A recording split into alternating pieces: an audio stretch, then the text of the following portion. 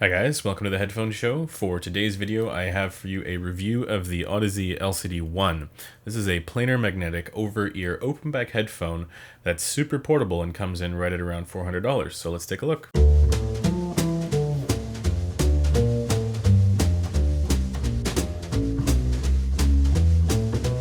This video is made possible by headphones.com. If you want to see my written review, you can check it out on the website. I'll leave a link down below. And of course, you can also see what people are saying in the community section as well. All right, so the Audeze LCD-1 is a very different type of headphone from what you might be used to when you think of the brand Audeze. Normally, that name brings with it the idea of fairly large headphones that are quite heavy. And with the LCD-1, this is a huge departure from that line of thinking. I consider this to be Audeze's way of incorporating some of the feedback that they've gotten from customers, but also from critics, to try and make something that's a little bit more in line with headphones that are usable for longer periods of time, more convenient to use, that sort of thing. Now, I want to bring up a headphone that Audeze released some time ago called the Sign, and that was an on-ear headphone, but it was a similar idea in that it was supposed to be a lighter and more portable headphone. And with the LCD-1, this is what I wanted that headphone to be. I don't really know why on-ear headphones actually are a thing, to be honest, because for me, over-ears are so much more comfortable. But maybe there's somebody out there who's really into on-ear, and that's fine.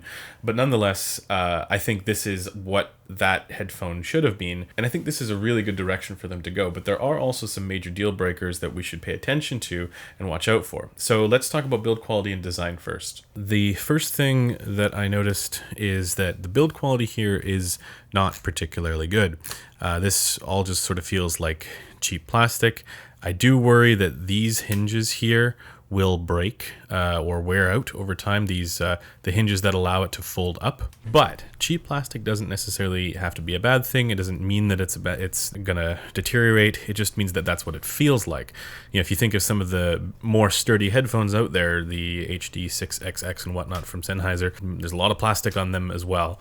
So I'm not too bothered by the plasticky kind of feeling here, and I think it's actually a reasonable choice because it allows them to get the weight down considerably. If you look at the cups, they are fairly small and actually impressively small. And thankfully the pads are also oval shaped rather than round, which is really, really nice because that's kind of closer to the human ear. If you look at the pads, they just sort of snap right off like this. So that's what your planar driver here looks like, your planar transducer. For comfort, again, this is only around 250 grams, so it's super light. So the comfort is reasonable. It's better than many of the Audeze headphones that I've used in the past. So while for build quality, this doesn't get very high marks, I think for design, it absolutely does. And for comfort, it's reasonable. Over a long period of time, I did find that the pads to be a little bit annoyingly small. But really, you have to celebrate the lower weight here as well. If you compare this case size here, this is the Dan Clark Audio Aeon 2, and this is the Audeze LCD-1. And really, the Dan Clark Audio 2 is smaller physically, but the Audeze LCD-1 is thinner, right? I mean, if you look at it's a bit thicker here with the Dan Clark Audio. All right, let's talk about performance. So for detail retrieval, the LCD-1 is average for most of its frequency range. So your bass and your mid-range they're not punching above their price point. However, the treble, in my mind, is fantastic here. And you can tell because in the consonant range, right around 8.5 kHz, where your S's and T's and F sounds are, if the headphone didn't perform as well as it does in that range, I feel like that would demonstrate a bit of etch or grain, and with the LCD-1, it doesn't. So it is elevated there appropriately. It's not over-sharpened or overdone, but there are other headphones that I've heard in the past that reach a similar kind of elevation that don't represent or reproduce those S's and T's and F's as clearly and as well as the LCD-1 does. So that's already something to immediately focus on. The other aspect of this is that the region above 10 kHz, as we'll see with the frequency response, there is a ton of extension there, and it makes it so that your cymbal crashes and splashes and all that hits with a ton of detail in there as well. And actually in that area above the consonant range, I think there's actually more going on with the LCD-1 than there is with the Sundara as well. For speed and dynamics, it's a bit of a mixed bag. This is a very fast and tight and well-controlled headphone, as we should expect from a planar magnetic, and that's really what makes it different from the experience of dynamic driver headphones is the instrument separation and control, and the immediacy of that leading edge. It's all much tighter sounding and more well defined. And I love that. I love that quality about it. And it makes it immediately recognizable as a planar. However, the dynamics here are, I can only describe this as wimpy. So what I mean by dynamics, of course, we're talking about the punch, the impact, the slam. That just isn't with the LCD-1. Even if you do use the reveal plugin, which we'll talk about as well, but that elevates the bass a bit, and it doesn't even give the perception of increased impact. So really, this is one of the wimpier headphones in that sense.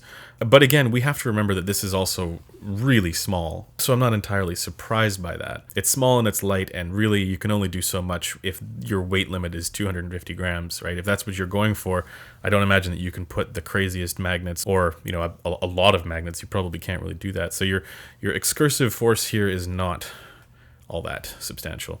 So that's, in my mind, one of the major deal breakers if that's a quality that you specifically look for and care about in a headphone. The next major deal breaker also is in soundstage. Now, the imaging, I should mention, on the LCD-1 is actually decent. There's no major gaps, or how like with the HD6XX, there's 2 gaps, front left, front right. It's an odd kind of imaging.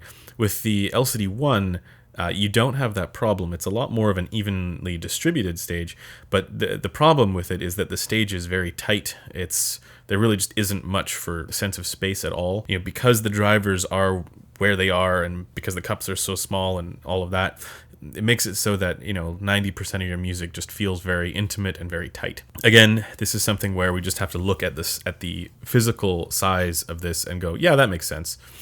It does take a little bit of power here, not a ton.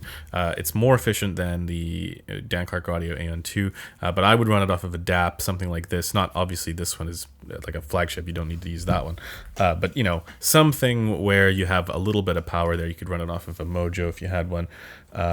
Even honestly a Dragonfly. If you're comparing strict technicalities, the performance, the Hi-Fi Man Sundara is about $50 cheaper than this, and it does better on just about every front. For detail retrieval, yeah, the Sundara is just better. Again, maybe not in the treble. That's probably where the LCD-1 is. That's the shining quality there. But for just about everything else, the Sundara, it has better dynamics, even though it's not substantial there either. But it's better than this.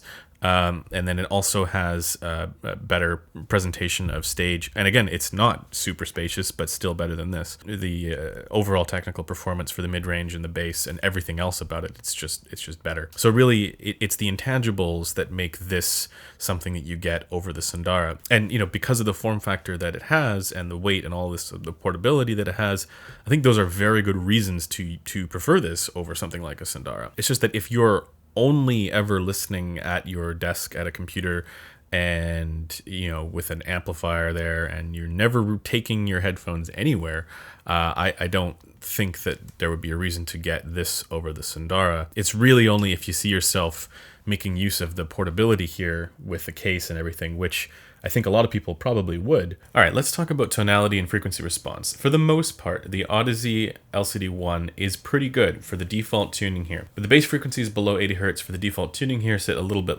below the typical Harman elevation, and so it can sound a little bit lean in the bass. The other thing I want to mention is that there is a little bit of wonkiness there in the upper mid-range, lower treble area, right around 3K Hertz, at least on this rig, but it has the effect of making it occasionally sound a little bit shrill for certain types of instruments, but really it's not a big deal. I've certainly heard quite a bit worse at this price range.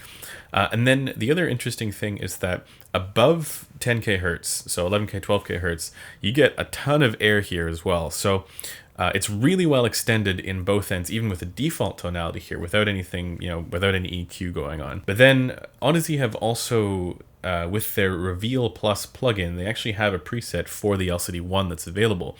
Now, I don't think that's available for Roon yet, with Roon's plugins, but if you just use Equalizer APO, you can actually use you can get this plugin. And what it does is it elevates the bass below 80 Hertz, and then it also boosts the 2K range and drops 3K a little bit.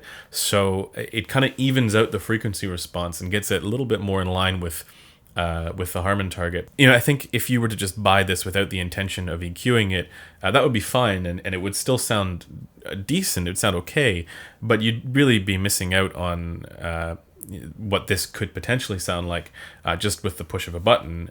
So you really don't have to mess with anything if you don't want to. It's really simple to do. And then the cool thing about this, at least in my mind, is this is yet another example of Audeze basically admitting that, you know, what the default tonality was here, that was what they were able to achieve with this design.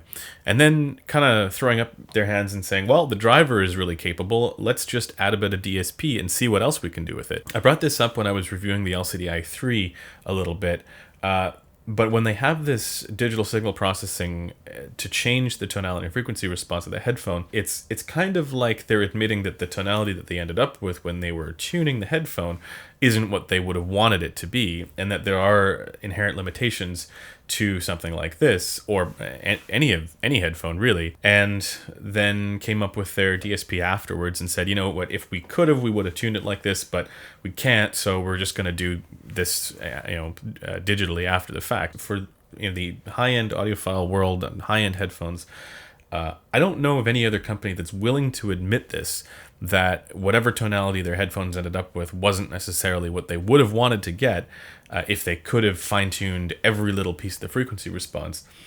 And I think it's a good thing. I think more companies need to look at something like this and say, okay, well, let's just make the driver as good as we can. We'll get it as close as we can. And then the fine-tuning will happen after the fact with digital signal processing to allow for us to not have to make concessions when implementing the driver in some kind of fashion. So, do I recommend the LCD-1? I'm going to say yes for certain people. For anybody looking for a portable planar magnetic headphone, which there's not really that many out there. I know there's the Dan Clark Audio Aeon 2, but that's pretty much it. And you're comfortable using the Reveal Plus DSP plugin, yeah, this would get my recommendation. You know, if the form factor is the kind of thing that you like or that you're looking for, and again, it brings me back to that older Sine headphone that Audeze made, where I think this is a much more successful headphone because it's an over-ear. If that's something that you're looking for, then yes, it does get my recommendation.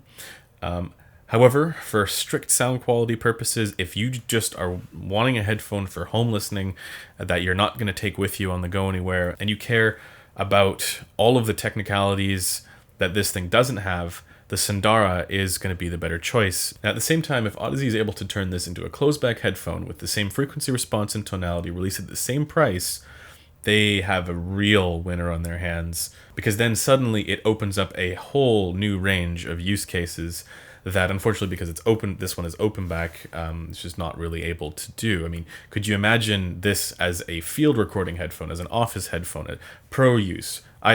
This to me is exactly what I would want. This would replace every other closed back headphone pretty much if they were able to close this off and keep the performance the same. Now, keep in mind though, that's a challenge. That's a difficult thing to balance. And right now, there's really only one headphone that's kind of done that, and it's the Dan Clark Audio Aeon 2 closed, for that portable planar. If Audeze is able to do that and release it at basically half the price, then that would shake things up quite a bit. And I think they know this. I think everybody wants them to make this into a closed back. But nonetheless, that does it for this review. Thanks for taking the time to watch it, and I will see you guys in the next one.